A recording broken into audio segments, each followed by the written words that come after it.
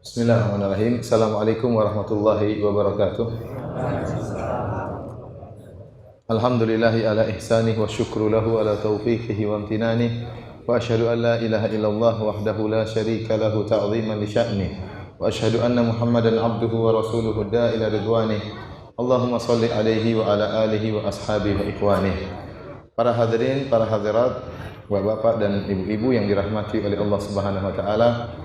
Di kesempatan yang penuh kebahagiaan ini kita akan membahas tentang dosa yang terbesar daripada dosa-dosa yang ada. Dosa terbesar tersebut adalah kesyirikan.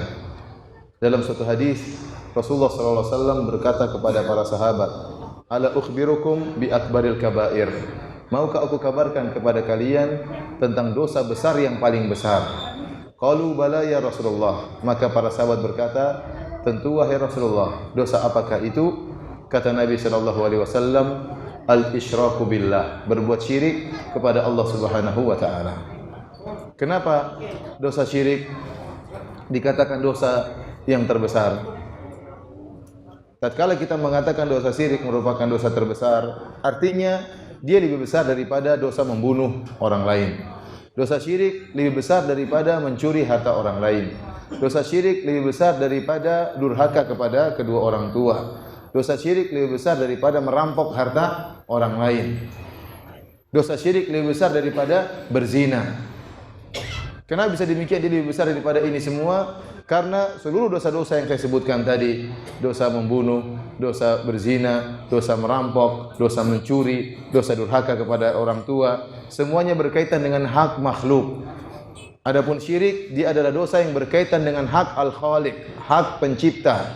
Bahwasanya Allah Subhanahu wa taala yang menciptakan alam semesta ini, menciptakan penghuninya yaitu manusia, dan Allah tidak ingin manusia beribadah kepada selain Allah Subhanahu wa taala. Yang berhak disembah hanyalah pencipta alam semesta ini. Yang berhak kita sembah adalah yang menciptakan kita.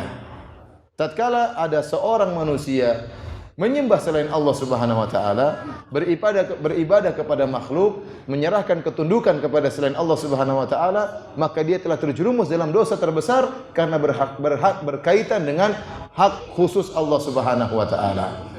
Berbeda dengan zina, mencuri, merampok, ini dosa berkaitan dengan hak manusia. Dari sini kita tahu bahwasanya syirik merupakan dosa terbesar. Karena syirik merupakan dosa terbesar, maka hukuman yang Allah siapkan bagi orang berbuat syirik sungguh mengerikan. Begitu banyak musibah yang akan menimpa orang yang terjerumus dalam kesyirikan. Apa musibah yang akan menimpa orang yang terjerumus dalam kesyirikan? Di antaranya yang pertama, bapak-bapak dan ibu-ibu yang dirahmati oleh Allah Subhanahu wa taala, orang yang terjerumus dalam kesyirikan, syirik akbar, maka seluruh pahalanya yang dia lakukan selama ini akan gugur.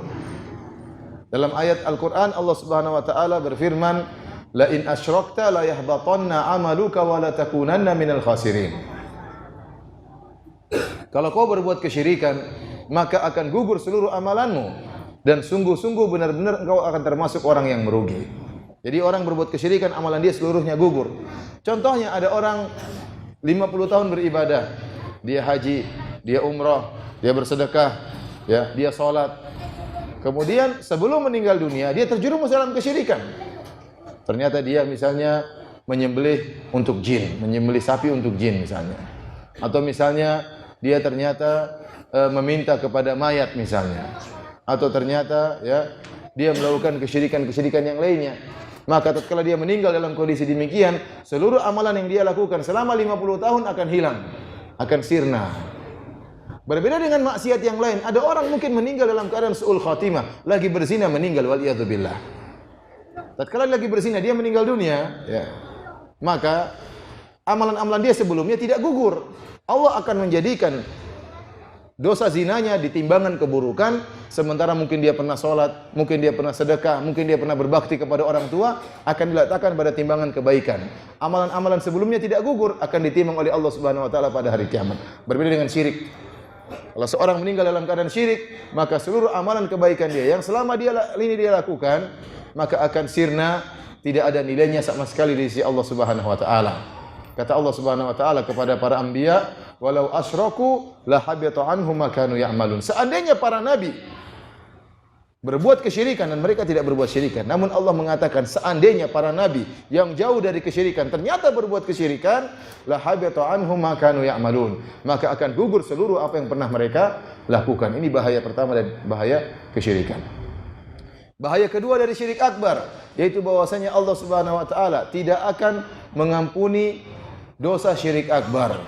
Allah Subhanahu wa taala berfirman, "Innallaha la yaghfiru ay yushraka bih wa yaghfiru ma duna dzalika liman yasha."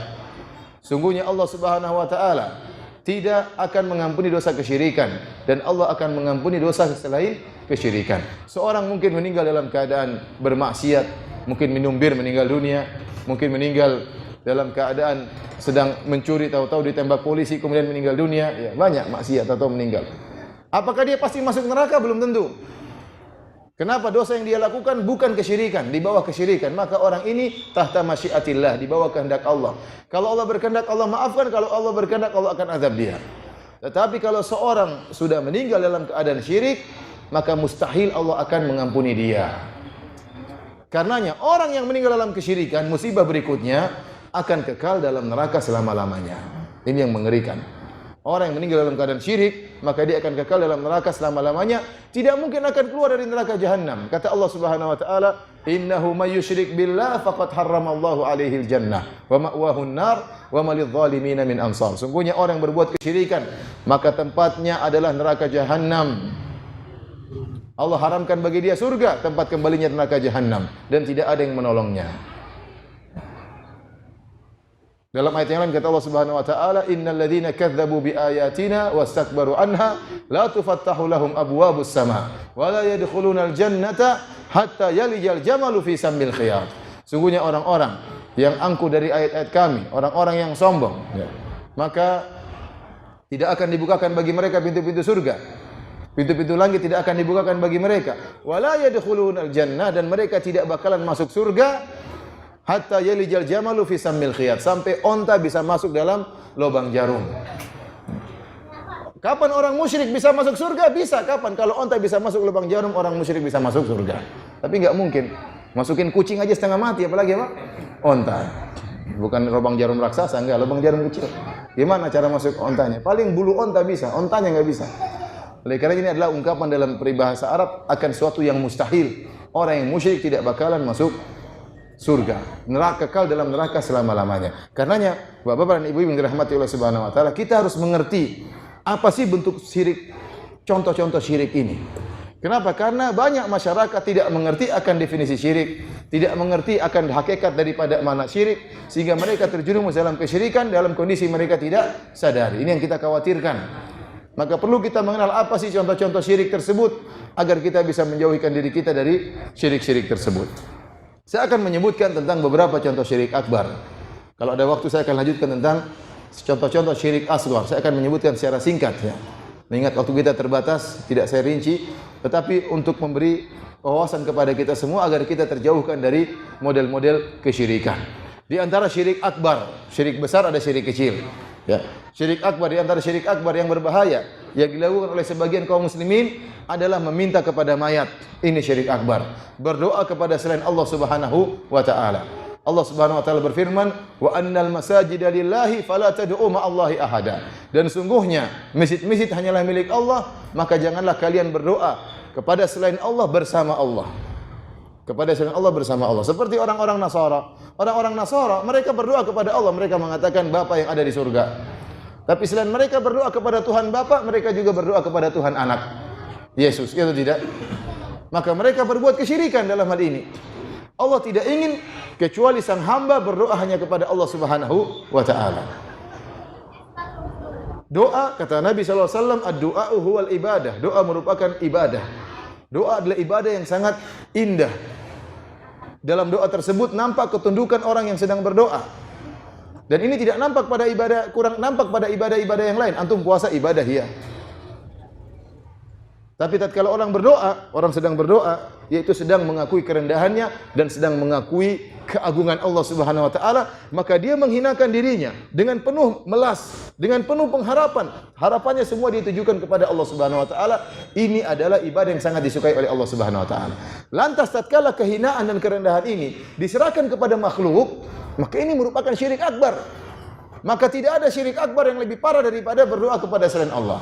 Wa man adallu mimman yad'u min dunillah, dan siapakah yang lebih sesat dari orang yang berdoa kepada selain Allah? Jawabannya tidak ada yang lebih sesat. Yang paling sesat adalah orang yang berdoa kepada selain Allah. Bagaimana seorang datang kemudian menghinakan dirinya di hadapan Nabi Isa alaihissalam, wahai Yesus berikanlah kepadaku ini dan itu. Atau orang berdoa kepada malaikat, misalnya wahai malaikat hujan turunkanlah hujan. Syirik atau tidak? Kalau minta kepada malaikat, syirik atau tidak? Kan ada malaikat pengatur hujan. Ada malaikat pengatur hujan atau ada atau tidak? Bapak-bapak, ada malaikat pengatur hujan? Ada. Ada malaikat pengatur gunung? Ada. Boleh enggak kita minta kepada malaikat hujan, mumpung dia ngatur hujan, malaikat hujan tolong turunkan hujan. Atau hujan terlalu lama, malaikat hujan tolong berhentikan hujan. Boleh atau tidak? Tidak. Kenapa enggak boleh? Jangan asal ngomong. Kenapa enggak boleh? Hah? Oh, dia kan ngatur hujan, kenapa enggak boleh? Jangan sirik-sirik aja dulu. Kenapa dia enggak boleh? Dia kan ngatur hujan, kenapa? Kerjanya sama Allah. Karena malaikat kerjanya sama Allah, benar. Jadi kalau minta kepada langsung kepada Allah Subhanahu wa taala, nanti Allah yang perintahkan malaikat. Adapun minta kepada malaikat tidak bisa. Malaikat dia hanya tugasnya mengatur. Kata Allah Subhanahu wa taala, "Fal mudabbirati amra." Demi para malaikat yang mengatur. Mereka mengatur, benar-benar mengatur, namun mereka tidak mengatur kecuali dengan izin Allah Subhanahu wa taala. Kalau minta kepada nabi syirik, kalau berdoa kepada malaikat syirik, apalagi minta kepada mayat yang enggak bisa apa-apa. Mayat kalau sudah meninggal bisa apa sih? Sudah enggak bisa apa-apa. Buktinya dia sudah meninggal, tidak bisa mandi, kita yang mandikan. Dia sudah meninggal, tidak bisa pakai baju, kita yang kafankan. Kita yang belikan kafan, kita yang pakaikan kafan buat dia. Dia meninggal tidak bisa sholat, maka kita yang sholatkan. Dia sudah meninggal tidak bisa berdoa, kita yang doakan. Dia yang meninggal tidak bisa lagi dia masuk ke rumahnya, kita yang kuburkan. Maka apakah masuk di akal kita? Kita yang mandikan, kita yang kafankan, kita yang sholatkan, kita yang kuburkan. Setelah kita kubur kita berdoa, wahai Mbah, tolonglah saya Mbah. Saya sudah lama menikah tidak punya anak Mbah. Kalau Mbahnya bisa ngomong, saya dulu juga mandul, tahu enggak? Saya masih hidup aja mandul, apalagi sekarang itu minta-minta. Artinya para hadirin rahmatillah subhanahu wa ta'ala, maka sungguh aneh ada orang datang ke kuburan kemudian minta kepada penghuni kubur. Kata Nabi SAW, "Idza mata ibnu Adam inqata amaluh." Kalau seorang anak Adam sudah meninggal dunia, terputus amalannya. Illa min thalath, kecuali dari 3 perkara. Di antaranya kata Nabi SAW, "Waladun salihun yad'u lahu," anak soleh yang mendoakan. Orang secara umum, para mayat, butuh kita doakan. Nabi SAW pergi ke kuburan syuhada Uhud, mendoakan para syuhada Uhud. Nabi SAW pergi ke kuburan Baqi, mendoakan para penghuni kubur Baqi. Karena mereka butuh doa. Bukan kita mengusik mereka, mengganggu mereka. Mereka sedang butuh didoakan, malah kita minta doa. Datang, tolong doain saya. Gimana sih kamu ini? Kamu yang masih hidup, kau minta doa sama yang sudah mati. Nanti ada yang bilang, "Ustaz, tapi mereka kan wali-wali Allah. Mereka masih hidup." Kita bilang benar, mereka masih hidup wali-wali Allah, tapi hidup dalam alam barzakh, bukan hidup di alam nyata. Dan tidak sama antara alam barzakh dengan alam nyata. Barang siapa yang menyamakan antara alam barzakh dengan alam nyata, ini orang tidak punya akal. Apakah dia jalan-jalan seperti kita, ngobrol sama kita, jual beli sama kita di alam nyata? Jawabannya tidak. Makanya orang yang meninggal dunia, taruhlah ini wali, ada wali luar biasa, soleh, ya, mungkin imam Masjidil Haram contohnya, meninggal dunia. Tatkala dia meninggal dunia, hartanya diwariskan kepada ahli waris atau tidak? Diwariskan. Kalau dia masih hidup, hartanya enggak boleh diwariskan. Hartanya diwariskan atau tidak? Diwariskan. Kalau dia punya istri muda, boleh enggak kita nikahi? Boleh. Hah? Boleh, semangat. Kenapa? Dia sudah meninggal. Kalau dia masih hidup, istrinya enggak boleh dinikahi. Kurang ajar kau nikah istri saya. Saya masih hidup. Tidak ada ngomong begitu. Kenapa? Dia masih hidup tapi dalam alam barzakh, maka tidak sama dengan alam nyata. Tidak sama dengan alam nyata. Orang yang sudah meninggal butuh didoakan. Bahkan para syuhada, orang-orang mati syahid pun butuh didoakan. Oleh karenanya tatkala Rasulullah SAW bercerita tentang perang Mu'tah, tatkala di situ ada para sahabat yang meninggal dunia, di antaranya Zaid bin Harithah, di antaranya Abdullah bin Rawahah, di antaranya Ja'far bin Abi Talib, At-Tayyar radhiyallahu taala anhum. Rasulullah SAW tatkala tidak ikut perang. Para sahabat berjalan sekitar 1100 kilo dari kota Madinah pergi ke Mu'tah untuk berperang melawan orang-orang Romawi. Jumlah mereka 3.000 orang, begitu para sahabat. Ternyata musuh mereka 200.000 orang tatkala itu. 3.000 lawan berapa? 200.000. Satu banding berapa itu? Coba hitung. Sampai kalkulator berapa? Sebelum berperang jalannya 1.100 kilo. Kita mungkin sudah tewas sebelum sampai tempat peperangan. Sampai sana berperang. Maka Rasulullah SAW tatkala di kota Madinah, Rasulullah SAW tidak ikut. Rasulullah SAW mengatakan, "Ustushhida Zaid, istaghfiru li akhikum." Zaid bin Harithah yang pemegang genderang peperangan meninggal dunia. Kata Nabi SAW, Zaid mati syahid, maka doakanlah dia, mohonkanlah ampunan bagi dia.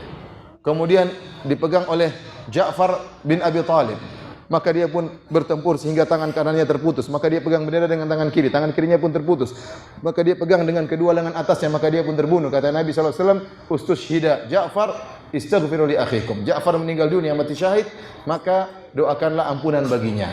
Kemudian Abdullah bin Rawahah kemudian juga meninggal dunia. Kata Nabi SAW, meninggallah saudara kalian, istaghfiru li akhikum, mohonkanlah ampunan bagi saudara kalian. Ini orang-orang mati syahid para sahabat, masih butuh untuk kita doakan.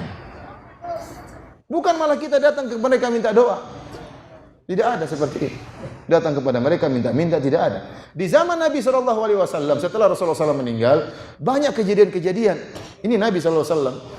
Terjadi peperangan. Di zaman Abu Bakar terjadi fitnah, terjadi peperangan. Terjadi banyak masalah, timbul nabi palsu. Orang-orang ada sebagian yang murtad. Kemudian terjadi perang saudaraan antara sebagian sahabat misalnya. Namun tidak ada seorang pun datang kepada Nabi kemudian ngobrol sama Nabi di kuburan, "Wahai Rasulullah, ini ada masalah, gimana solusinya?" Enggak ada. Kalau mereka ada suatu masalah mereka tidak ketahui, mereka datang ke Aisyah, istrinya Nabi, ada masalah. Mereka tanya kepada istri Nabi sallallahu alaihi wasallam. Kenapa? Nabi sallallahu alaihi wasallam sudah meninggal dunia. Dia masih hidup sallallahu alaihi wasallam namun dalam alam yang lain. Dalam alam yang lain. Oleh karena ada yang mengatakan mayat-mayat masih hidup, masih berjalan-jalan, Rasulullah SAW masih keluar dari kuburannya, masih jalan-jalan, ini semua omong kosong, ini dusta. Ini enggak benar. Kalau ternyata Rasulullah SAW yang sangat mulia setelah meninggal dunia masih bisa jalan-jalan, masih ketemu para sahabat, maka para sahabat tidak menangis. Buat apa Fatimah menangis? Kenapa Nabi tidak ketemu dengan Fatimah? Kenapa Nabi tidak kunjungi Abu Bakar? Kenapa Nabi tidak mengunjungi Umar? Terus ketemu dengan sebagian kiai-kiai. Ini enggak benar. Enggak masuk akal. Oleh karenanya para hadirin rahmatillah subhanahu wa ta'ala, kita katakan meminta kepada mayat hukumnya haram. Berdoa kepada selain Allah siapapun dia, apakah Nabi Muhammad SAW, apakah Nabi Isa sebagaimana orang Nasrani, apakah para malaikat sebagaimana sebagian musyrikin. Ini semuanya merupakan bentuk-bentuk kesyirikan. Syirikan. Hati-hati karena sebagian kaum muslimin kalau sudah ada disebutkan ada kuburan orang soleh, maka mereka berbondong-bondong pergi ke kuburan tersebut. Ini perkara yang mengkhawatirkan, ya. Sampai pernah terjadi ada suatu kuburan yang tiba-tiba muncul di tengah-tengah di sebuah hutan, tiba-tiba muncul kuburan tersebut. Namun dipagari dengan pagar yang agak jauh. Kuburan ini tiba-tiba naik sendiri turun sendiri. Naik sendiri turun sendiri. Maka semakin buat orang ya mengagungkan kuburan ini, maka datanglah banyak orang, kemudian melemparkan uang di situ. Kemudian menangis-nangis, berdoa di situ. Ternyata itu kuburan palsu. Ketahuan dari jauh ada yang ngompa dari jauh. Ini kejadian nyata ini. Antum kalau mau cari uang gampang. Antum tinggal buka kuburan yang agak angker-angker sedikit, antum kasih pagar, antum bilang kuburan wali Habib siapa, udah selesai. Nanti pancing orang 10 orang tiap hari ke situ, lama-lama orang akan ramai datang, benar. Antum kalau ingin masjid, sekarang masjid banyak yang kosong. Kalau ingin masjid ramai, pasang kuburan di situ, pasti ramai. Kenapa? Orang bukan cari masjid, tapi orang cari apa? Kuburan. Ini yang menyedihkan. Sehingga jadilah kuburan-kuburan saingan bagi rumah-rumah Allah Subhanahu wa taala. Ini kesyirikan. Sampai kuburan yang ada yang katanya Mbah Priuk, itu enggak ada isinya. Sampai MUI Jakarta Utara mengeluarkan buku khusus tentang bahwasanya tidak ada kuburan Mbah Priuk di situ. Padahal dibela mati-matian sampai orang meninggal dunia gara-gara bela kuburan yang enggak ada isinya. Oleh karena para hadirin dan hadirat, bapak dan ibu yang dirahmati Allah Subhanahu wa taala, Kita hidup jangan sampai berdoa kepada selain Allah Subhanahu wa taala. Doa itu ibadah. Lihatlah bagaimana jamaah haji. Kalau Bapak haji, mudah-mudahan dimudahkan oleh Allah untuk haji. Siapa yang belum haji angkat tangan? Oh, banyak, kebanyakan. Pertanyaannya dibalik. Yang sudah haji. Kalau Bapak dan Ibu-ibu haji, pergi ke mana? Ke Padang Arafah. Ada jemaah haji mungkin sekitar 4 juta. Mungkin 2 juta resmi, 2 juta enggak resmi. Banyak kumpul di sana. Semuanya berdoa kepada mereka. Kepada siapa mereka berdoa? Semuanya berdoa kepada Allah. Semuanya berdoa kepada Allah. Dengan berbagai macam bahasa. Dengan berbagai macam keperluan. Dengan berbagai macam permintaan. Ada yang berdoa, ya Allah, lunasi hutang-hutangku. Ada yang berdoa, ya Allah, saya mau poligami, dilarang istri terus. Ya Allah, banyak doa mereka. Mereka berdoa dengan berbagai macam doa, namun semuanya doa mereka tujukan kepada siapa? Kepada Allah Subhanahu wa taala, dan Allah Maha mendengar seluruh permintaan mereka. Karenanya ingat bahwasanya tidak boleh kita berdoa kecuali hanya kepada Allah. Ini salah satu bentuk kesyirikan, berdoa kepada selain Allah.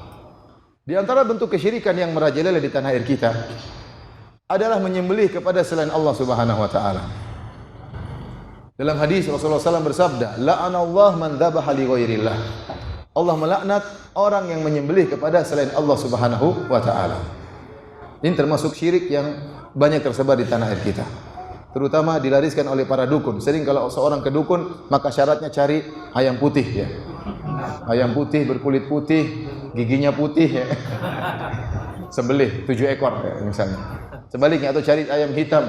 Pokoknya semuanya hitam, enggak ada yang putih-putihnya. Kalau ada satu bulu aja putih enggak boleh, harus yang hitam. Sembelih kepada jin misalnya, atau enggak boleh sebut nama Allah Subhanahu wa taala. Dukun juga melariskan acara menyembelih kepada selain Allah Subhanahu wa taala.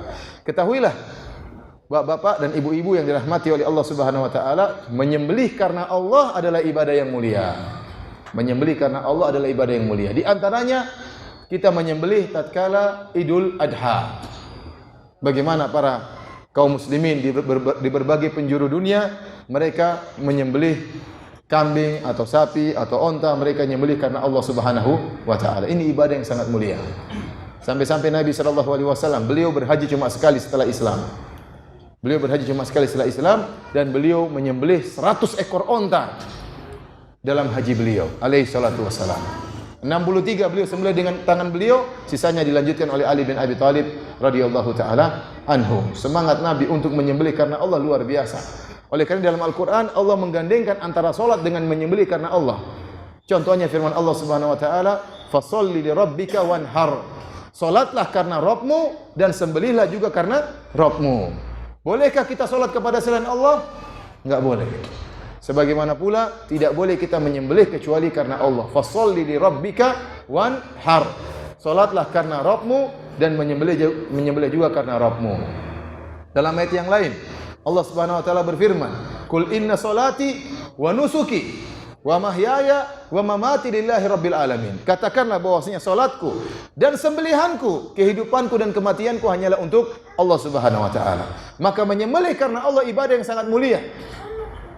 Seorang kalau punya rezeki dia menyembelih karena Allah Subhanahu wa taala.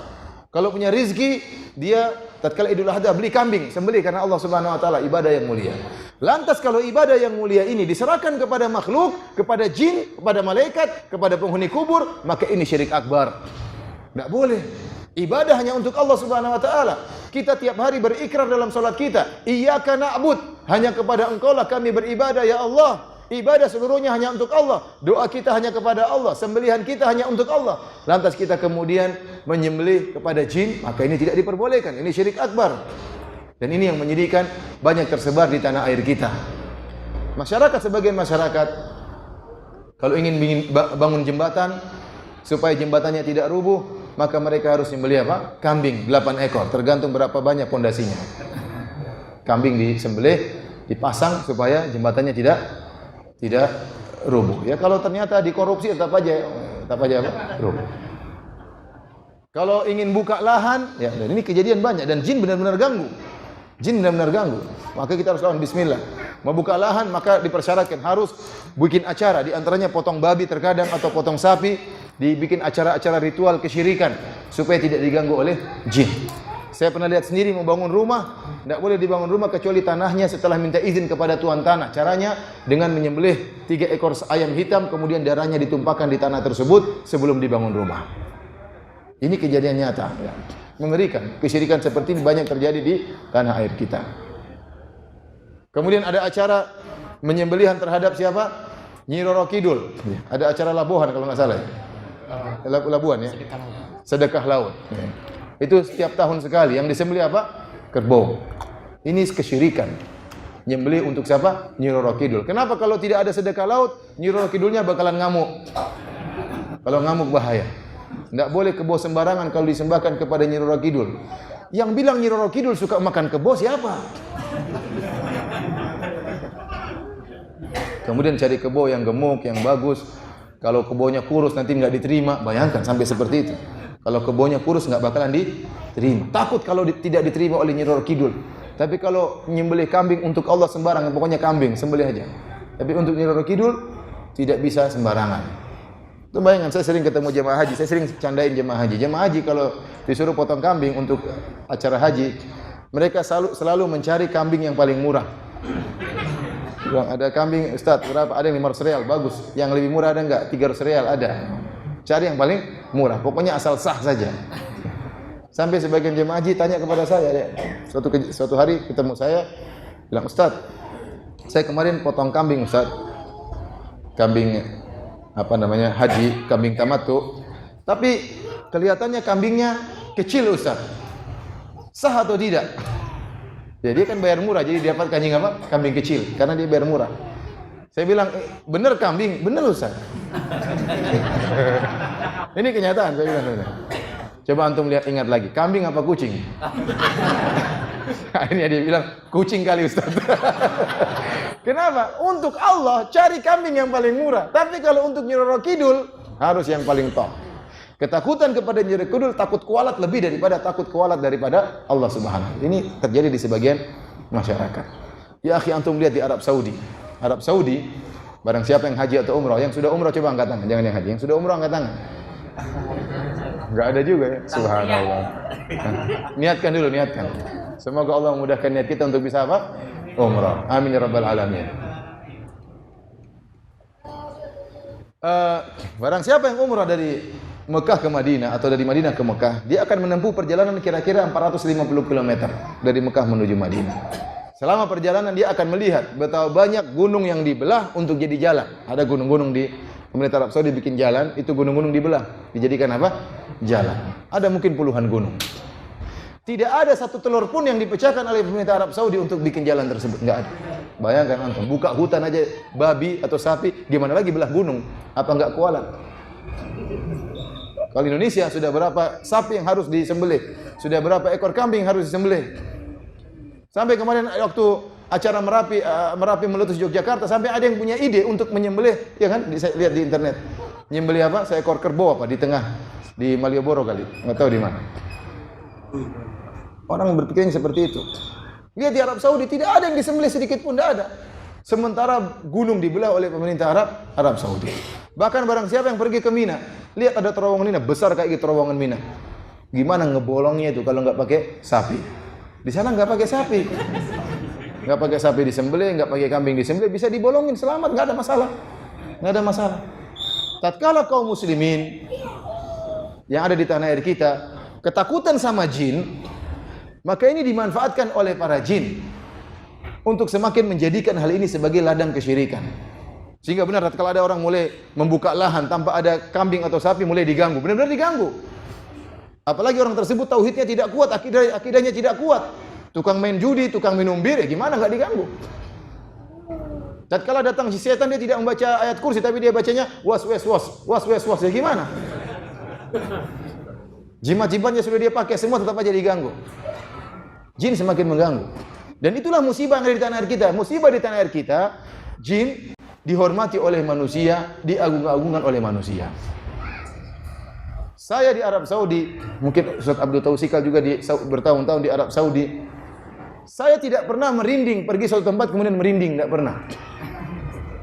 Tidak pernah saya merinding. Saya pernah terjebak sama anak istri saya di tengah padang pasir. Kita harus berjalan sekitar 3 atau 4 kilo. Anak saya tidak menangis, kejebak mobil, kemudian macet di tengah jalan, saya berjalan 3 kilo kalau nggak salah. Di tengah malam yang kita takut jangan-jangan ada ular, itu aja. Adapun takut Nyi Blorong nggak ada sama sekali. Mak lampir nggak ada. Sundel bolong nggak ada. Karena memang di sana dikumandangkan azan, di mana-mana azan dikumandangkan, masjid rame. Jin mau ganggu bagaimana? Karena orang-orang bertauhid, azan dikumandangkan di mana-mana, tidak ada kesyirikan. Dukun dipenggal di sana, dukun dipenggal. Bukan di sini dukun tampil di televisi. Dukun jadi ustadz di sini. Di sana dukun dipenggal.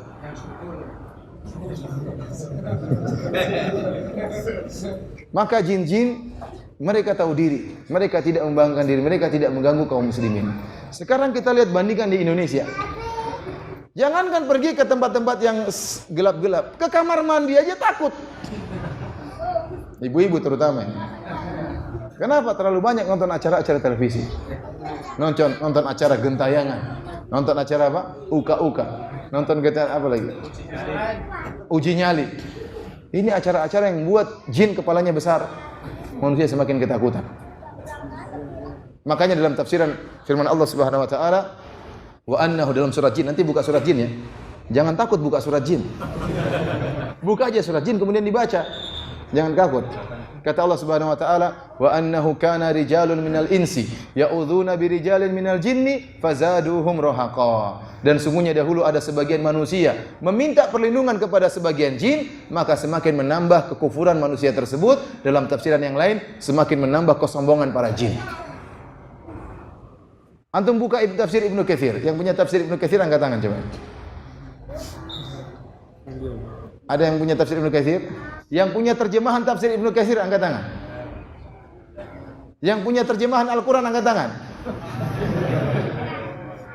Yang punya Quran angkat tangan, jangan enggak punya. Kalau punya terjemahan buka surat jin, buka surat jin. Situ ada ayat ini. Dalam Ibnu Katsir disebutkan tafsir Ibnu Katsir, apa sebab turun ayat ini? Ada seorang yang melewati sebuah lembah. Lembah ini isinya banyak jin yang menggoda. Maka dia takut, maka dia berkata, a'udzu bihadzal wadi min a'udzu bi sayyidi hadzal wadi min sufaha'i qaumihi. Saya berlindung kepada pemimpin pasukan jin di lembah ini dari gangguan anak buahnya. Maka tatkala dia mengucapkan perkataan ini, aku berlindung kepada pemimpin para jin dari gangguan anak buahnya, maka dia pun selamat. Jin tatkala manusia minta perlindungan kepada dia, maka dia semakin angkuh dan semakin sombong. Dan inilah yang dialami oleh masyarakat kita. Ketakutan kepada jin berlebih-lebihan. Dan benar-benar jin memanfaatkan hal ini. Masjid-masjid kosong, azan-azan tidak dikumandangkan, maksiat di mana-mana, dukun berterbaran, aurat terumbar di mana-mana, wanita tidak pakai jilbab, judi di mana-mana, korupsi di mana-mana. Ya jin semakin senang. Musik-musikan di mana-mana. Di rumah-rumah orang tidak ada lantunan Al-Quran, yang ada musik-musikan untuk menarik jin. Jin semakin besar kepala. Oleh karenanya kalau kita di Arab Saudi, kita ke kuburan benar-benar kita ingat mati. Rasulullah SAW mengatakan, zurul kubur, ziarahi kuburan, fa innaha tudzakirukumul akhirah. Sungguhnya menziarahi kuburan akan buat kalian ingat mati. Kita mau ziarah kubur siang malam kita ingat mati. Tidak ada pikiran jin sama sekali. Coba kalau di Indonesia. Antum ke kuburan, apa yang antum ingat? Waduh, pocong lah, toyo lah, mbakyo lah. Atau bayangkan, sebentar lagi, apalagi ada asap sate keluar. Ada asap di sana, bahaya. Khawatirnya muncul apa? Nyi Blorong, mak lampir. Ternyata si manis jembatan Ancol, lumayan. Itulah yang terjadi di tanah air kita. Jin benar-benar diagungkan. Di antara bentuk pengagungan terhadap jin, kita nyembelih untuk jin. Ini pengagungan, peribadatan terhadap jin. Kita saja sebagian orang kalau mau lewat tempat harus ngebel dulu. Tet, kenapa dibel? Gak ada apa-apa. Numpang lewat takut diganggu jin. Iya itu tidak. Banyak orang seperti ini. Rasulullah sudah ajarkan doa, bukan begitu caranya, bukan tet-tet gitu buat apa? Ada doa jalan, ada doa safar, ada doa ayat kursi, banyak doa. Namun orang ketakutan dan jin sombong dan bangga kalau kita tunduk kepada dia. Banyak orang lewat, subhanallah. Ada yang ngapain? Bener, ini ngapain? Saya pernah diantar supir seperti itu. Enggak apa-apa Ustaz katanya. Dia gemetar takut. Saya bilang ngapain? Enggak apa-apa katanya. Terus setelah itu lewat, kenapa? Kalau kita enggak gitu Ustaz, ada angin nanti datang, mobil kita kelempar masuk jurang. Wah, mengerikan ya. Ini kan ketakutan sampai pada tingkat kesyirikan. Bayangkan kalau dia tidak ngebel, ini waktu saya perjalanan dari Bandung ke Jakarta. Padahal itu supirnya ABRI. Jagoan maksudnya. Jagoan, masih takut sama jin, takut ada angin niup. Bayangkan lagi jalan, tahu kan itu angin kencang itu sampai mobil terbang masuk ke jurang itu kan mengerikan. Akhirnya dia harus ngebel. Kata dia enggak apa-apa Ustaz, tapi dia ngebel, takut. Ini kesyirikan dan ini yang dicari-cari oleh jin, di antaranya dengan seorang menyembelih untuk selain Allah Subhanahu wa taala. Maka pantaslah Nabi sallallahu alaihi wasallam bersabda, la'anallahu man dzabaha li ghairillah. Allah melaknat orang yang menyembelih kepada selain Allah Subhanahu wa taala. Di antara bentuk kesyirikan, syirik akbar yang banyak tersebar di tanah air kita adalah percaya kepada dukun. Rasulullah sallallahu alaihi wasallam sejak dahulu sudah mengingatkan akan bahaya dukun. Dalam hadis-hadisnya kata Rasulullah sallallahu man ata kahinan aw arrafan fasa'alahu an syai'in lam tuqbal lahu salatun 40 yauman. Barang siapa yang datang kepada dukun bertanya-tanya tentang sesuatu, maka tidak akan diterima salatnya selama 40 hari. Orang ini datang ke dukun cuma nanya-nanya aja, maka salatnya tidak diterima selama 40 hari. Dia tetap wajib untuk salat, namun salatnya tidak diterima oleh Allah Subhanahu wa taala. Ini ancaman yang keras. Dalam hadis yang lain kata Nabi sallallahu alaihi wasallam, dalam hadis Abu Hurairah kata Rasulullah sallallahu alaihi wasallam, man atakahinan aw arrafan fasa'alahu an syai'in fasaddaqahu bima yaqul faqad kafara bima unzila ala Muhammad. Barang siapa yang datang kepada dukun atau kepada para tidak normal kemudian membenarkan perkataannya, maka dia telah kafir kepada Al-Qur'an. Maka dia telah kafir kepada apa? Al-Qur'an. Maka ini berbahaya mendatangi dukun, membenarkan perkataan dukun, mempercayai ramalannya, maka inilah kesyirikan kepada Allah Subhanahu wa taala. Ya akhi, saya sungguh heran kepada orang-orang yang percaya sama dukun. Dukun apa manfaat yang dia buat? Kemudaratan yang dia lakukan lebih banyak daripada manfaat yang dia buat. Bukan berarti saya mengingkari dukun tidak ada manfaatnya, ada manfaatnya benar. Saya tidak mengingkari bahwasanya tukang sihir punya manfaat, terkadang tukang sihir punya manfaat, iya. Tetapi kemanfaatannya sedikit dibandingkan kemudaratannya. Kemudaratannya syirik kepada Allah. Ini istri kita enggak marah-marah terus sama kita, sudah dipelet aja biar enggak jadi marah. Ada manfaatnya enggak? Ada, tetapi syirik.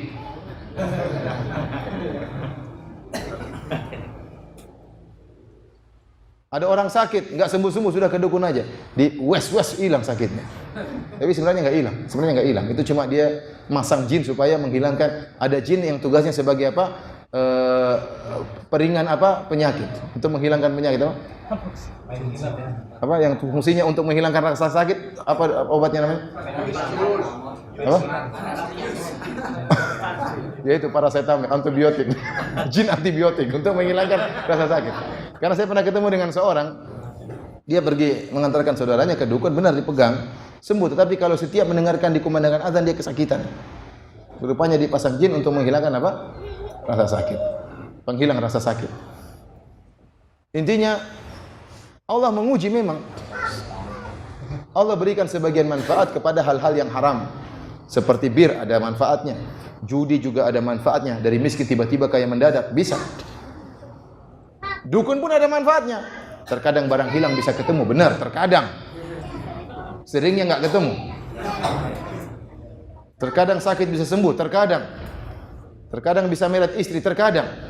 Namun mafsadah yang ditimbulkan, kerusakan yang ditimbul adalah kesyirikan. Oleh karenanya para hadirin rahmatillah subhanahu wa ta'ala, mempercayai dukun merupakan kesyirikan karena kita meyakini bahwasanya ada yang mengetahui ilmu gaib selain Allah Subhanahu wa taala. Allah berfirman, "Qul la ya'lamu man fis samawati wal ardil ghaiba illallah." Katakanlah tidak ada yang mengetahui yang gaib di langit dan di bumi kecuali Allah Subhanahu wa taala. Sementara dukun berbicara tentang masa depan. Terkadang mereka benar. Ya, kenapa? Karena ada jin. Sebagaimana dalam hadis yang sahih ada jin yang mencuri berita dari langit kemudian dikabarkan kepada Pak Dukun, sehingga terkadang ramalan mereka terkadang benar, namun seringnya salah. Kata Rasulullah SAW, fayakdzibu ma'aha mi'ata katsbah. Maka sang dukun menambah dengan 100 kedustaan, menambah berita curian dari jin ditambah dengan 100 kedustaan. Jadi terkadang dia benar sekali, 100-nya salah semua. Kalau dukun itu benar, dia tidak perlu jadi membuka praktek dukun. Dukun sekarang, barang siapa yang ingin mencari istri cantik datang ke dukun ini. Barang siapa yang ingin kaya datang ke dukun ini. Barang siapa yang ingin sembuh datang ke dukun ini. Sementara dukunnya istrinya mukanya amburadul. Bahkan belum punya istri, nggak laku-laku.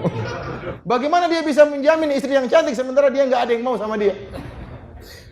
Bagaimana dia bisa menjamin orang lain kaya sementara dia miskin harus buka praktek dukun?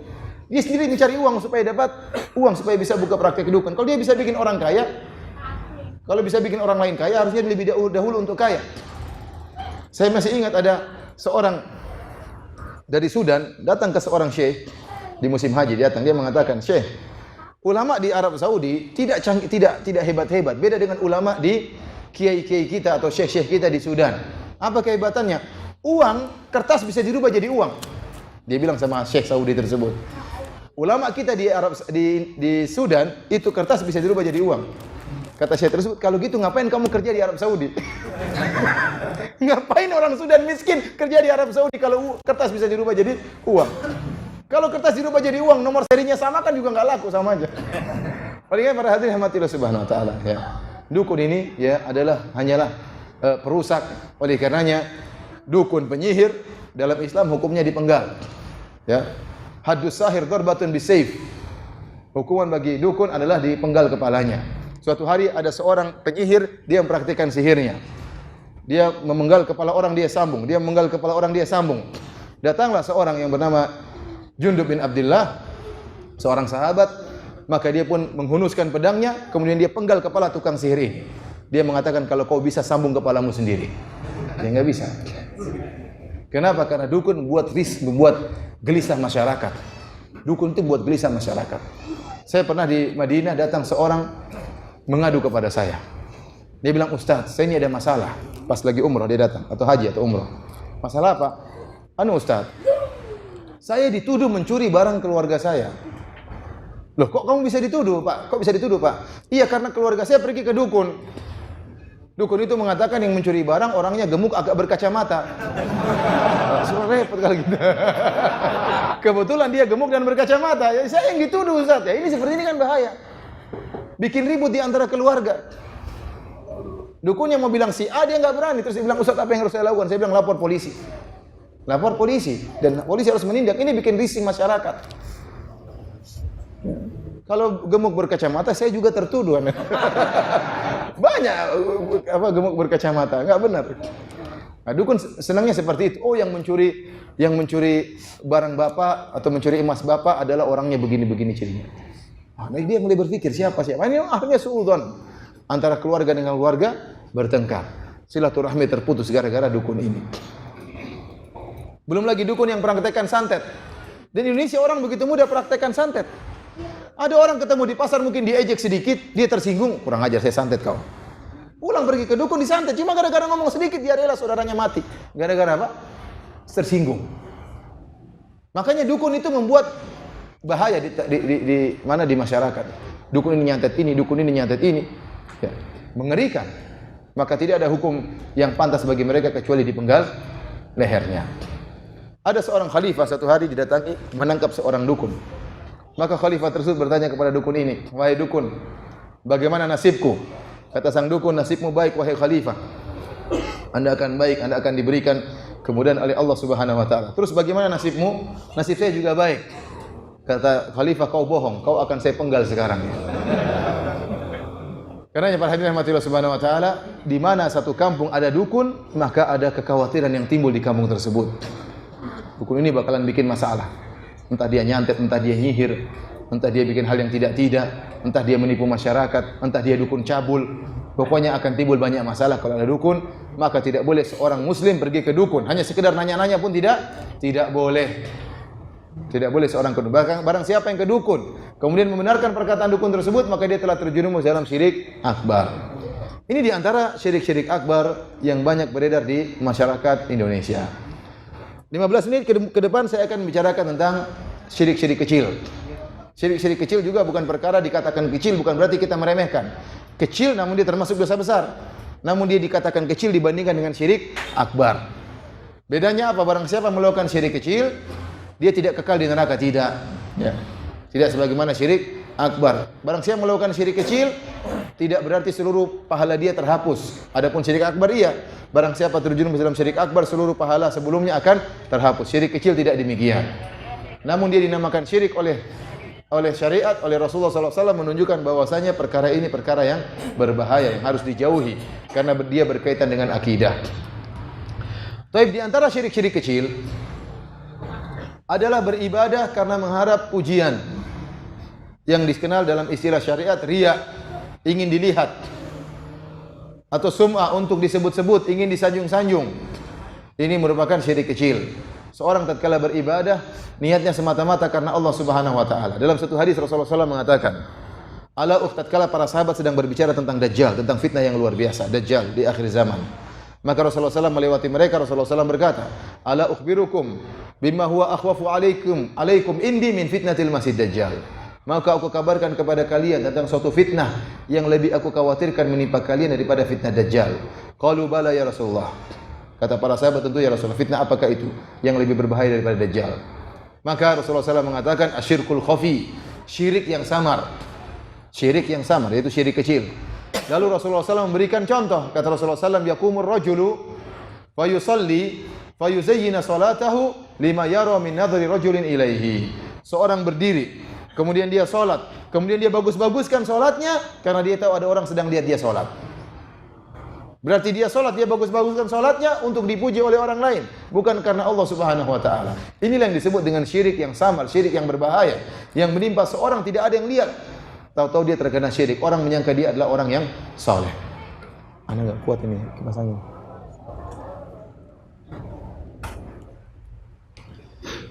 Bapak-bapak dan ibu yang dirahmati oleh Allah Subhanahu wa taala, atau diarahkan ke sana aja. Di antara syirik kecil adalah beribadah untuk meraih pujian dan sanjungan. Orang yang berniat ibadah untuk disanjung, untuk dipuji, terkadang Allah kabulkan. Orang belajar agama supaya disanjung, dianggap orang paling pintar, supaya disanjung-sanjung, dihormati, dicium tangannya, Allah kabulkan kalau niatnya untuk itu. Jadi ini sudah dijelaskan oleh Nabi SAW dalam hadisnya, bahwasanya di antara 3 orang yang pertama kali akan diadab oleh Allah pada hari kiamat kelak adalah orang yang mati syahid, adalah orang yang berilmu, dan orang yang dermawan. Dihadirkan orang yang mati syahid, maka Allah bertanya, apa yang kau lakukan dengan nikmat yang aku berikan kepada engkau? Allah berikan dia kehebatan, keberanian dalam berperang, ya, kekuatan. Maka dia mengatakan, qataltu fika hatta tusyhid. Ya Allah, aku berperang di jalan engkau ya Allah. Aku berperang karena engkau. Kata Nabi kata Allah Subhanahu wa taala, kadzabta kau dusta, walakin qatalta liyuqal annaka jari. Tetapi kau berperang supaya dikatakan engkau adalah seorang pemberani. Wa qad qil, dan telah dikatakan. Orang ini sekarang dia berjihad. Dia berperang. Niatnya supaya dikatakan pahlawan. Niat tersebut dikabulkan. Dan ini menunjukkan bahwasanya ingin dipuji itu adalah syahwat, sebagaimana penjelasan Syekhul Islam Ibnu Taimiyah rahimahullah. Sebagaimana manusia punya syahwat untuk makan, manusia punya syahwat untuk minum, manusia punya lelaki punya syahwat terhadap wanita, ingin dipuji itu syahwat tersembunyi, syahwatun khafiyah. Ingin disanjung itu syahwat tersembunyi, ingin tenar itu syahwat tersembunyi. Maka dia ingin melampiaskan syahwatnya. Bayangkan orang ini, dia berjihad. Niatnya untuk dipuji. Dia merelakan nyawanya, yang penting bisa dipuji. Dalam hadis Rasulullah sallallahu alaihi wasallam ditanya, "Ya Rasulullah, rajulun qatala syaja'atan, rajulun qatala hamiyatan, rajulun qatala liyura makanuhu, rajulun qatala liyuzkar, ayu dzalika fi sabilillah?" Ya Rasulullah, ada seorang berperang karena menunjukkan keberaniannya. Ada seorang berperang supaya dikenang. Ada seorang yang berperang untuk dinampakkan kedudukannya. Ada seorang berperang karena membela sukunya. Rajulun qatala ghadbanan, ada seorang berperang karena hanya sekedar emosi. Mana di antara mereka yang meninggal di jalan Allah Subhanahu wa taala? Maka kata Nabi sallallahu alaihi wasallam, "Man qatala litakuna kalimatullahi hiyal ulya fahuwa fi sabilillah." Barang siapa yang berperang agar meninggikan kalimat Allah, maka itu yang di jalan Allah Subhanahu wa taala. Adapun yang berperang hanya sekedar ngamuk-ngamuk, adapun yang berjihad hanya sekedar supaya emosi, hanya sekedar untuk membela sukunya, hanya sekedar untuk menunjukkan, untuk dikenang, maka ini semua tidak diterima oleh Allah Subhanahu wa taala. Maksud saya, orang ini rela mengorbankan nyawanya, yang penting dia dikenal. Maka riya itu butuh pengorbanan, iya atau tidak? Sudah merupakan hal yang buruk. Ternyata orang untuk riya butuh pengorbanan. Yang kedua yang disiksa oleh Allah adalah seorang yang berilmu. Rajulun ta'allama ilma wa 'allamahu wa qara'a al-Qur'an. Seorang yang belajar ilmu, ustaz yang kedua yang disiksa. Ustaz atau ahli baca Quran. Bayangkan dia belajar setengah mati, dia hafal ini, hafal anu, kemudian dia harus begini, harus begitu, ya, mempelajari buku-buku ulama. Ini butuh waktu yang banyak untuk bisa seperti ini. Ternyata niatnya hanya sekedar dikatakan sebagai qari, sebagai orang alim yang ahli baca Quran. Dan kata Allah Subhanahu wa taala, "Wa qad qil", niatmu belajar agama supaya dikatakan ustaz, supaya dihormati, supaya dikatakan qari, dikabulkan oleh Allah Subhanahu wa taala. Orang-orang banyak hormat sama kamu, orang-orang banyak sanjungi kamu. Namun niat ini niat yang buruk. Maka thumma umira bihi, maka diperintahkan malaikat untuk menggeret wajahnya, dilemparkan dalam neraka jahanam. Yang ketiga pun demikian, disiksa oleh Allah Subhanahu wa taala karena dia menyumbang karena ingin disanjung dan ingin dipuji. Oleh karenanya Bapak dan Ibu yang dirahmati Allah Subhanahu wa taala, tatkala kita beramal saleh, tatkala kita salat, tatkala kita ikut pengajian, ya, tatkala kita membaca Quran, perbaiki niat kita. Memang akan datang syaitan menggoda kita untuk riya, tetapi kita lawan. Kita berusaha melawan dan terus kita akan terus melawan riya sampai kapan? Sampai kita meninggal dunia. Sampai kita bertemu dengan Allah Subhanahu wa taala, kita berusaha meluruskan niat kita semata-mata karena Allah Subhanahu wa taala. Ini di antara syirik kecil yang harus kita jauhi. Di antara syirik kecil yang tersebar di masyarakat adalah at-tatayyur. At-tatayyur adalah maknanya mengkait-kaitkan nasib baik atau nasib sial dengan sesuatu yang dilihat atau sesuatu yang didengar, atau dengan benda-benda tertentu, atau dengan waktu-waktu tertentu, atau dengan angka-angka tertentu. Ini namanya tatayyur. Dalam Islam yang at-tiyaratu syirkun. Kata Nabi SAW, tatayyur adalah syirik. Contohnya apa?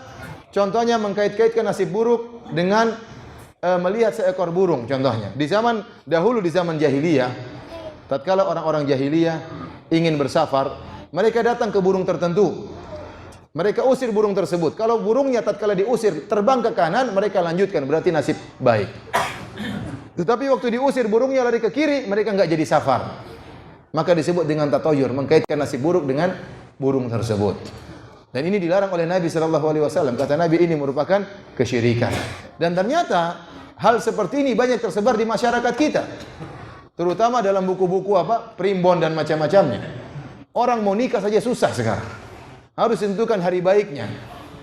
Hari baiknya kapan? Dihitung-hitung. Kamu lahir tanggal berapa? Oh, Jumat Kliwon. Yang satu Jumat Page. Legi enggak tahu. Pakai rumus tertentu akhirnya keluar. Kayak mungkin hitung-hitung porka saya enggak tahu. Tahu-tahu keluar hari yang baik. Akhirnya apa? Si calon suami sudah kebelet, calon istri sudah kebelet, enggak bisa nikah. Tunggu hari baik tersebut. Ini dari mana seperti ini?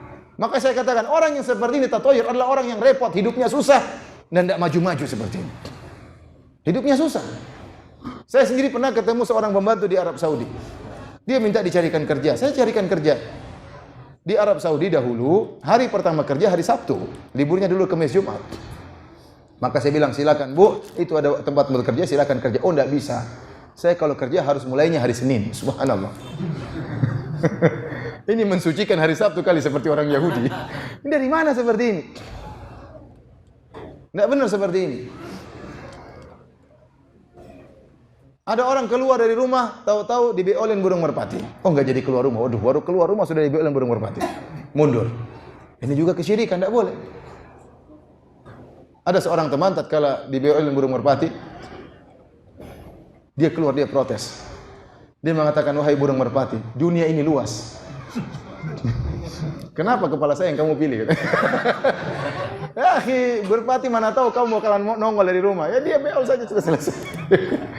Dan itu bukan tanda kesialan. Saya di Madinah sering dibeolin burung merpati keluar rumah karena di sana merpati tidak ada yang bunuh, tidak ada yang berani bunuh, diharamkan untuk dibunuh. Tidak ada yang berani berburu merpati karena di tanah haram. Oleh karenanya burung merpati banyak. Kadang-kadang saya keluar dari apartemen dibeolin burung merpati di sini, ya sudah, bersihkan, dicuci, jalan lagi, enggak jadi masalah. Tidak ada masalah. Dan tidak ada masalah. Di kita, oh itu masalah besar. Masalah besar.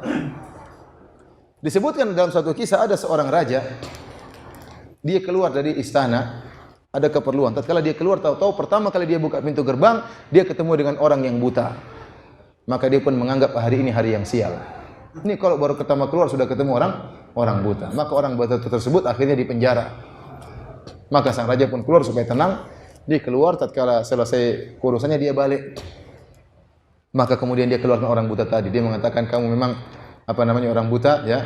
Saya penjarakan kau, kalau tidak kau bawa sial bagi saya. Kata orang buta tersebut, justru kau yang bikin saya sial, raja. Kau penjarakan saya. Kau yang bikin saya sial.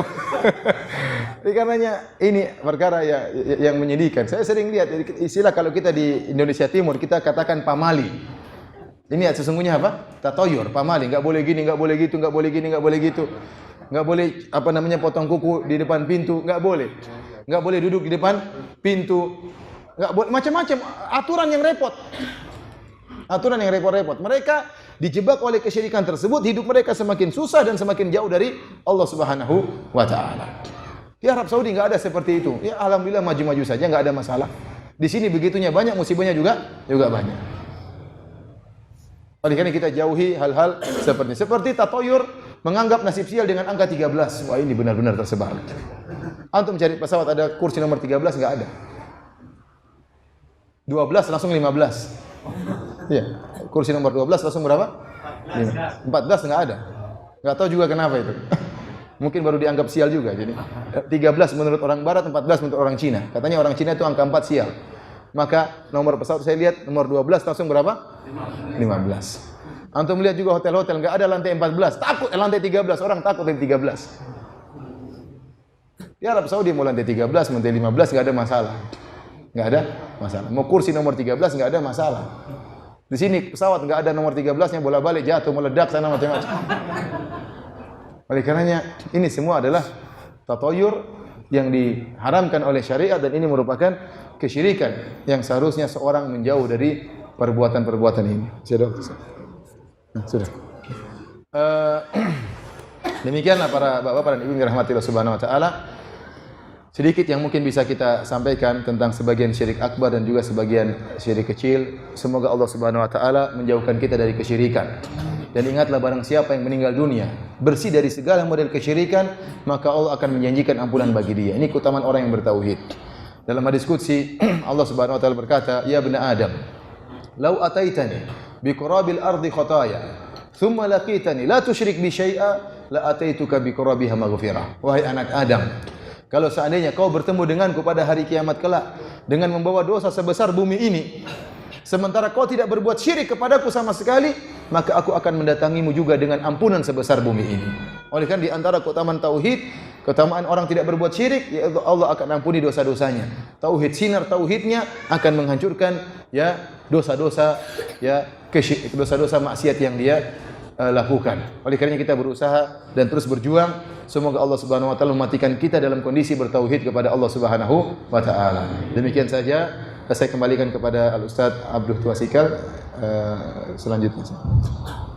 Baik, Bapak dan Ibu sekalian, sesi materi yang disampaikan oleh Ustaz dari India. Sekarang kita beralih pada sesi tanya jawab. Kami mohon kepada Ibu bisa tenang, ya, barangkali sumuk AC-nya mati, dan kami mohon maaf.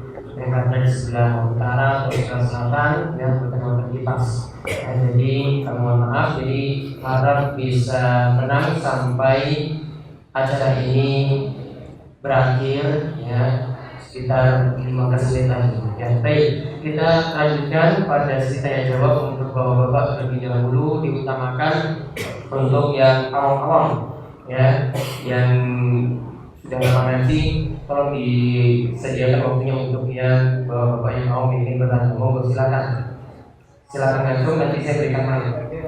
Pak Budi, mau tanya? Nah.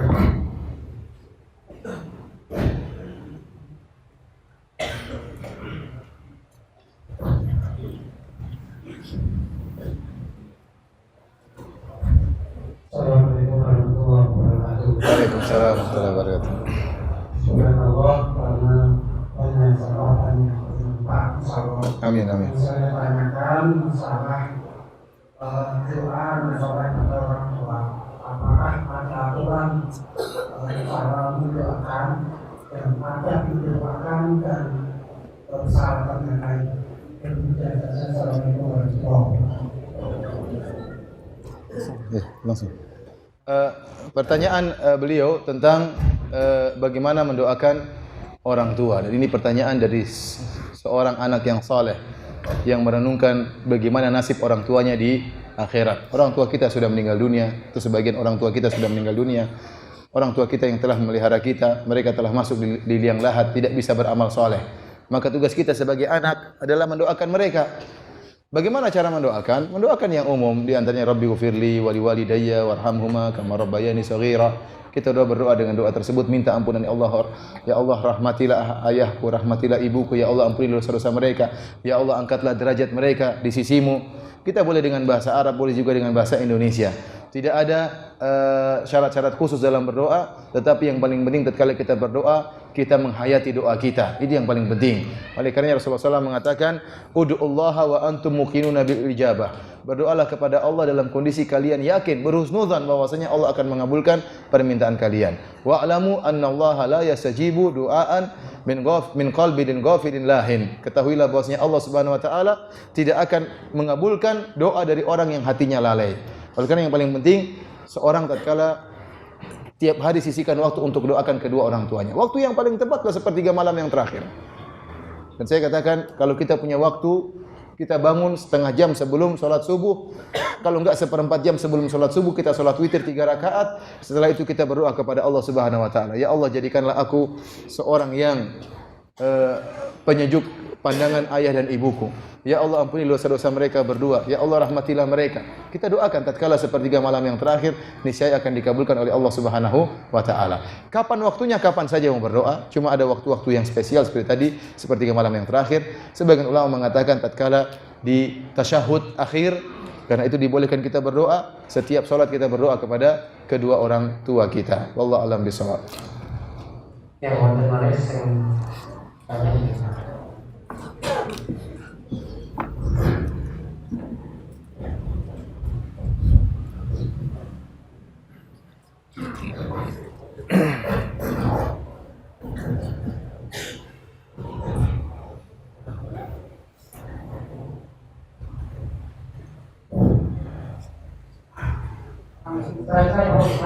Silakan. Ingin saya tanyakan bagaimana hukumnya sebagian kelompok masyarakat yang melakukan kesyirikan, yang sebagian itu tidak setuju, lainnya yang banyak itu melakukan dan yang sedikit itu tidak setuju. Tapi di waktu perayaan atau pelaksanaan kesyirikan itu dimulai, orang yang sedikit itu untuk disuruh menyuguhkan kerepotannya. Itu termasuk orang yang itu Syiriknya apa yang maksudnya? dosa syirik atau tidak, Pak Ustaz? Ini pertanyaan beliau. Kebanyakan orang melakukan kesyirikan, saya nggak tahu kesyirikannya apa ya. Apakah sedekah laut atau yang lainnya ya? Syiriknya apa sih, Pak? Kalau boleh tahu? Kesyirikan beribadah tapi tidak ada tuntunannya. Contohnya syirik bersih dusun gitu. Bersih dusun maksudnya apa? Itu syirik. Bisa. Intinya, ini dia bapak ini bertanya ya. Saya nggak suka syirik, Ustadz. Tapi saya disuruh bantu-bantu syirik, Ustadz. Saya kecipratan atau tidak, Ustadz? Itu kan. Ya kecipratan lah, Pak. Jangan bantu, kecuali kalau dipaksa. Ya, kalau dia nggak terpaksa, ya nggak usah kita bilang saya bantu yang lain aja. Kalau ada ronda, saya bantu ronda. Ya, kalau ini saya nggak mau. Kenapa? Ini syirik. Bilang aja, nggak apa-apa. Nggak usah malu-malu. Kenapa syirik? Rasulullah larang, nggak boleh nyembelih kecuali hanya untuk siapa? Allah misalnya. Nggak usah malu-malu. Jangan kita minder. Kita jelaskan dengan baik-baik. Jelaskan, mudah-mudahan mereka paham. Saya kemarin ada ustadz yang ceramah katanya nggak boleh. Saya takut masuk neraka. Gitu. Takut kecipratan. Bilang gitu aja, nggak apa. Jadi jangan ikut-ikutan ya. Syirik bahaya. Jadi kalau katanya yang disebut itu ini antara pemberian dan lain sebagainya itu kan ditujukan kepada Allah. itu ya termasuk Bener ya? Niatannya sudah dosa syirik. Apa? niatannya untuk selain Allah karena dia pokoknya lakukan ini di desa untuk itu jin-jin tertentu dia seperti itu. Kalau ini dicek dulu, benar karena Allah atau untuk jin-jin yang dia takuti ya. Nah, kita nggak tahu, jangan-jangan bukan buat Allah tapi buat apa? Jinnya Allah, jangan-jangan. Buat iblisnya Allah, buat jinnya Allah, ini hati-hati. Ya. Kita bilang hati-hati. Acara seperti gini yang kita ragukan mending kita apa? Jauhi. Tapi kita ngomong baik-baik, kebanyakan orang tidak mengerti. Ya. Tidak semua tradisi kita ikuti. Tatkala Rasulullah SAW datang ke Mekah, banyak tradisi yang Rasulullah SAW larang. Karena tradisi-tradisi tersebut bertentangan dengan tauhid. Oleh karenanya di antara tuduhan orang-orang musyrikin kepada Nabi dituduh dengan sabi. Ini tuduhan yang sering diulang-ulang oleh kaum musyrikin bahwasanya Rasulullah SAW sabi. Sabi artinya seorang yang keluar dari tradisi nenek moyangnya. Oleh karenanya kita kalau tradisi tersebut meragukan, apalagi nyerempet-nyerempet kesyirikan, maka hendaknya kita tinggalkan. Kita tinggalkan dengan baik-baik, tetap ramah pada mereka. Mereka orang tua kita ramah. Kalau ditanya jelaskan dengan baik. Saya takut. Kenapa kita melakukan hal ini? Jangan-jangan karena kita takut diganggu jin. Jangan-jangan karena takut penunggu sawah akan buat sawah kita enggak subur. Ini kan berarti ada niat-niat kesyirikan seperti ini. Ketakutan kepada Dewi Sri misalnya, atau Mbak Sri, atau Mbah Sri, itu siapa yang tidak tahu. Allah alam bisawab. Bagaimana, Bapak?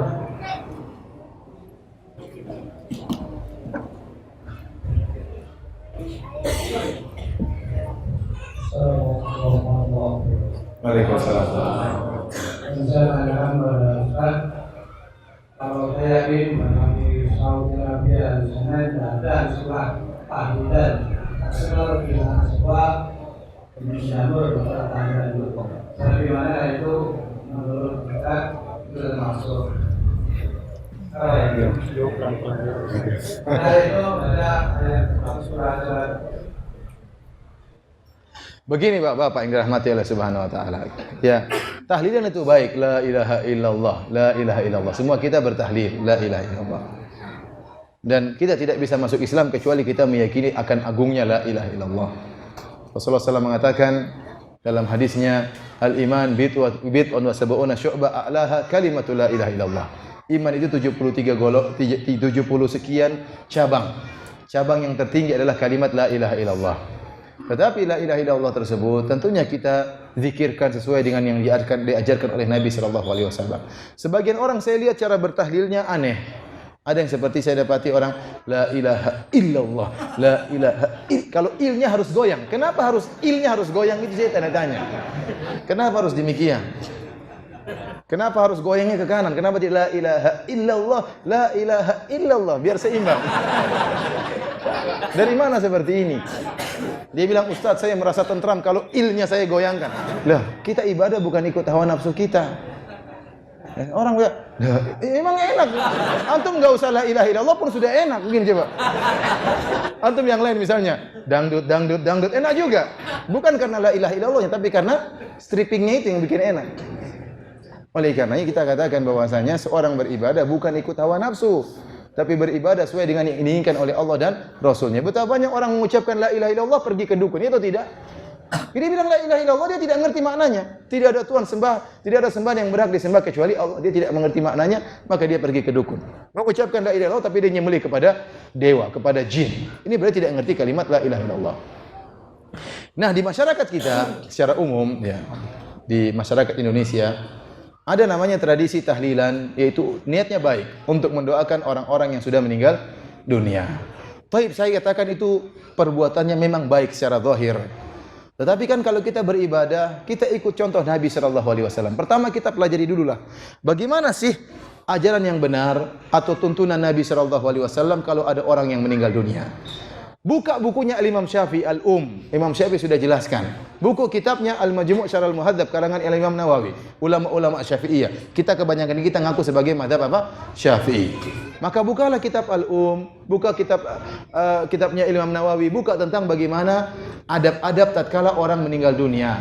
Apa yang kita lakukan? Di antaranya kita takziah. Takziah itu apa? Menghibur dia. Di antaranya sunnah yang dianjurkan oleh Nabi adalah membantu orang yang meninggal dunia dengan membawa makanan bagi mereka.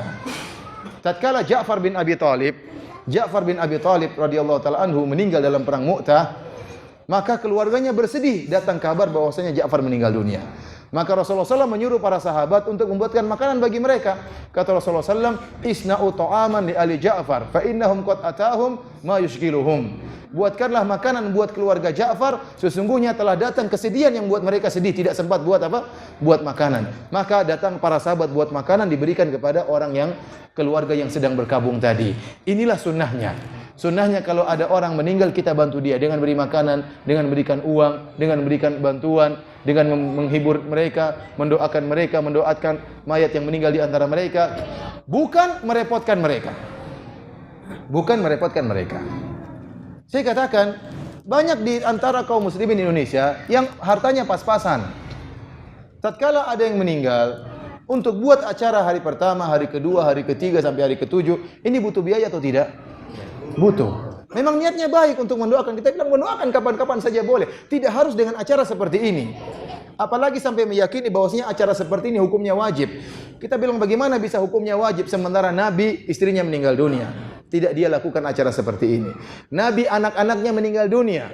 Ruqayyah, Ummu Kulthum, ya, meninggal dunia. Zainab meninggal dunia. 3 putrinya meninggal dunia. Nabi SAW sudah menjadi Nabi, namun Rasulullah SAW tidak melakukan acara seperti ini. Para sahabatnya meninggal dalam perang Uhud, dalam perang Badar, dalam perang-perang yang lainnya. Namun tidak ada yang Rasulullah SAW adakan acara seperti ini. Kita kembali ke zaman sahabat. Zaman sahabat sering terjadi peperangan, berjihad melawan orang-orang kafir. Tatkala saudara-saudara mereka meninggal, mereka tidak mengadakan acara seperti ini. Demikian juga para tabi'in. Demikian juga para imam yang 4. Oleh karenanya saya katakan, kalau Bapak bertanya kepada saya tentang masalah ini, saya mengatakan saya tidak menjawab kecuali dengan jawabannya para ulama Syafi'iyah. Mereka mengatakan acara seperti ini hukumnya makruh. Kenapa? Kata Imam Syafi'i, yujaddidul huzn, membuat orang bersedih lagi. Ada hari ketiga, kembali lagi hari ke-7 sedih lagi. Hari ke-40 apa? Sedih lagi. Kemudian takalluf, membuat repot orang yang sudah meninggal dunia. Dia kena musibah, dia malah berpikir bagaimana menyiapkan makanan untuk banyak orang. Ini butuh biaya. Acara ini butuh biaya. Adapun kalau maksudnya mendoakan, maka kapan-kapan saja boleh. Tidak harus acara pertama, hari kedua, hari ketiga. Dan hal ini membuat sunnah hilang. Sunnahnya kalau ada orang meninggal, kita yang kasih makanan, itu tidak. Sunnah ini jadi hilang. Sunnah Nabi jadi hilang, digantikan dengan acara seperti ini. Oleh karenanya para hadirin rahmatillah subhanahu wa ta'ala, yang saya pahami dari dalil-dalil, bahwasanya seharusnya kalau ada orang meninggal kita bantu, kita datang kasih uang, kita datang kasih kasih makanan, kita senangkan dia, bukan kita merepotkan dia. Kita mendoakan mereka. Ya, tidak perlu ada makanan dulu baru kita doakan, tidak. Kita mendoakan. Kita mendoakan mereka, kita datang kita doakan mereka, kita hibur hati mereka. Ini sunnah yang dilakukan oleh Nabi dan para sahabatnya. Wallahu taala alam bissawab. Baik, pertanyaan terakhir dari ibu Lutfi mungkin. Assalamualaikum warahmatullahi wabarakatuh. Ustaz. Waalaikumsalam warahmatullahi wabarakatuh. Tadi Ustaz menjelaskan tentang bahwa ketika kita melakukan syirik besar adalah seluruh pahala gugur.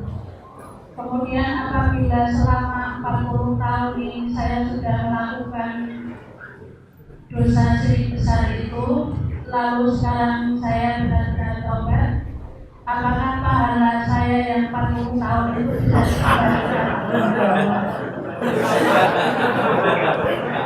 Siapa yang tanya? Ini siapa ini? Ini favorit yang nanya ke saya biasanya. Riak kecil seperti dipuji, riak baik itu yang secara nyata atau yang hanya di dalam hati. Yang ketiga, Bu, sudah. Dua pertanyaan dari Ibu, pertanyaan sangat indah ya. Pertanyaan yang menunjukkan seorang takut akan dosa kesyirikan. Ustaz, saya sudah 40 tahun ya, mungkin terjerumus dalam sebagian kesyirikan, sekarang saya yang bertobat. Bagaimana sih amalan saya yang lalu? Ada khilaf di antara para ulama tentang apakah seorang jika melakukan kesyirikan akbar otomatis langsung hapus seluruh amalan yang sebelumnya, atau syaratnya dia meninggal dalam kesyirikan. Pendapat yang kuat Allah alam bisawab, amalan jadi terputus, hilang semuanya kalau dia syirik dalam kondisi meninggal. Artinya dia meninggal dalam keadaan syirik. Dalam ayat Allah mengatakan fayamut wa huwa kafir. Dia meninggal dalam keadaan apa? Kafir. Mafhum mukhalafahnya berarti dipahami kalau dia meninggal tidak dalam keadaan kafir, tidak dalam keadaan musyrik, maka pahalanya tidak hilang. Artinya contohnya seorang berhaji, seorang umrah, kemudian melakukan kesyirikan. Namun sebelum meninggal dia bertobat kepada Allah Subhanahu wa taala, maka dosanya tidak apa? Tidak hilang. Ini pendapat yang kuat, Allah alam bisawab. Dan kalau seorang bertobat kepada Allah Subhanahu wa taala, semoga pahala-pahala dia dikembalikan oleh Allah Subhanahu wa taala. Kenapa? Karena orang saja logikanya, orang yang musyrik bukan beragama Islam. Orang musyrik dia berbuat baik, memberi sedekah, memberi makan kepada fakir miskin, berbakti kepada orang tuanya. Kemudian dia masuk Islam. Dia tadi waktu berbakti sama orang tua musyrik atau tidak? Musyrik. Dia bersedekah musyrik atau tidak? Aturannya sedekahnya tidak diterima. Aturannya berbakti sama orang tuanya tidak ada manfaatnya. Kenapa dia melakukannya dalam keadaan musyrik? Tetapi kalau dia masuk Islam, seluruh kebaikannya tadi dihitung. Maka Rasulullah SAW berkata kepada seorang sahabat, aslamta ala ma aslafta minal khair. Kau masuk Islam dengan membawa kebaikan yang pernah kau lakukan terlebih dahulu. Ini orang musyrik yang masuk Islam, kebaikan-kebaikannya dia bawa. Apalagi orang yang Islam, kemudian melakukan syirik, kemudian bertobat kepada Allah Subhanahu wa taala. Maka Allah alam bisawab pendapat yang lebih kuat kepada Bu Lupi tadi bahwasanya mudah-mudahan ibu pahalanya kembali semua. Jangan syirik lagi ya, hati-hati. Yang kedua, bagaimana bisa menghilangkan penyakit riya? Ini pertanyaan yang berat dan jawabannya juga berat. Ya. Menghilangkan penyakit riya bukan perkara yang ringan, butuh perjuangan. Di antaranya seorang harus yakin bahwasanya pujian manusia tidak ada manfaatnya. Pujian manusia tidak ada manfaatnya. Apakah pujian tersebut akan bawa manfaat di akhirat? Jawabannya tidak. Dan dia rugi kalau dia hanya sholat, hanya sekedar dapat pujian, rugi dia sudah capek-capek sujud. Rugi dia belajar agama hanya sekedar untuk dipuji, rugi. Semua ini akan hilang sia-sia, tidak ada manfaatnya. Maka seorang supaya terhindar dari penyakit riya, dia ingat tentang akibat orang yang riya pada hari kiamat kelak. Dan dia usahakan di antara bentuk untuk bisa melatih dirinya untuk tidak riya, dia usahakan untuk berusaha menyembunyikan amalan kebaikan dia. Tidak dia ceritakan amalan kebaikan dia kecuali ada maslahatnya. Misalnya untuk memotivasi, maka ini tidak mengapa. Atau ada orang suudzon kepada dia, maka dia jelaskan supaya hilang suudzon tersebut. Tetapi asalnya seorang beramal soleh, berusaha dia sembunyikan, tidak ada yang tahu kecuali hanya Allah Subhanahu wa taala. Di antara latihannya adalah salat malam. Makanya Rasulullah SAW mengatakan, "Shallu bil laili wa nasu niyam, tadkhulul jannata bisalam." Salatlah kalian di waktu malam tatkala orang sedang tidur. Orang-orang yang kita harapkan pujiannya sedang tidur, mereka tidak bisa muji. Kenapa? Mereka sedang ngorok. Maka tatkala itu kita hanya mengharapkan pujian dari siapa? Dari Allah Subhanahu wa taala. Latih diri kita untuk cari muka sama Allah. Cari muka sama ustaz rugi. Ustaz enggak kasih apa-apa, duit pun enggak dikasih. Cari muka sama bupati juga rugi. Buat apa? Belum tentu bupatinya masuk surga, belum tentu. Orang-orang cari muka dengan orang-orang di dunia, mencari muka terhadap ustaz, terhadap bupati, terhadap yang lainnya, maka Allah akan hinakan mereka pada hari kiamat. Allah mengatakan, "Idhabu ilal ladzina kuntum turauna fid dunya." Pergilah kalian mau cari pahala amalan kalian, cari sama orang-orang dulu yang kalian cari muka di dunia. Cari sama mereka. Hal tajiduna indahum jazaan? Apa kalian akan mendapatkan balasan? Jawabannya tidak ada. Tidak ada balasan. Oleh karena seorang berusaha untuk sholat malam, di antara latihannya sholat malam, namun besoknya nggak usah cerita-cerita. Jangan bilang, alhamdulillah tadi malam saya sholat 3 rakaat, alhamdulillah. Allah bangunkan saya padahal saya hampir ketiduran, alhamdulillah. Masya Allah. Biasanya saya 11 rakaat. Tapi qadarullah kemarin 3 rakaat. Enggak usah cerita, sudah antum beramal soleh, antum ikhlas, niatkan karena Allah Subhanahu wa taala, latih diri untuk menyembunyikan amalan soleh. Karena sebagian orang begitu. Setan datang untuk menggeliti kita untuk menceritakan amalan soleh kita. Oh, alhamdulillah saya sudah haji 4 kali. Oh, alhamdulillah saya sudah umroh 5 kali. Semua nikmat dari Allah. Iya, tapi enggak usah ceritain. Apalagi membuka sarana untuk riya. Ada sebagian orang membuka sarana untuk riya. Bagaimana dia buka sarana? Contohnya dia foto, berpose di hadapan Ka'bah sambil berdoa. Sebentar katanya, sebentar juga. Setelah dia foto, dia pajang di ruang tamu. Buat apa itu, Pak? Oh, buat kenangan katanya. Kenangan apa riya? Kalau kenangan ya pajang aja dalam kamar. Kenapa harus di ruang tamu? Ya, ini berarti dia buka pintu riya. Dia buka pintu riya. Atau dia tulis di status misalnya, di Facebooknya, di WhatsAppnya, misalnya lagi iktikaf, dia tulis sedang iktikaf. Jangan ganggu. Alhamdulillah hari ini sudah 1 juz. Buat apa tulis seperti itu? Buat apa? Oh, Ustaz, saya maksudnya niatnya motivasi. Benar, enggak apa-apa. Kalau niat untuk motivasi benar, tapi antara motivasi dan riya sangat tipis. Yang Maha tahu hanyalah Allah Subhanahu wa taala. Olehnya seorang berusaha menyembunyikan amalannya dan seorang berusaha menutupi pintu-pintu riya. Tidak semua kegiatan dia expose, tidak semua, kecuali ada masalahnya. Kalau masalahnya enggak jadi masalah. Tapi sedikit-sedikit pamer, sedikit-sedikit ngabarin, ini khawatir riya akan menjangkiti hati kita. Demikianlah apa yang bisa saya sampaikan pada kesempatan hari ini. Semoga Allah Subhanahu wa taala mengampuni dosa-dosa kita semua. Wabillahi taufik. Assalamualaikum warahmatullahi wabarakatuh.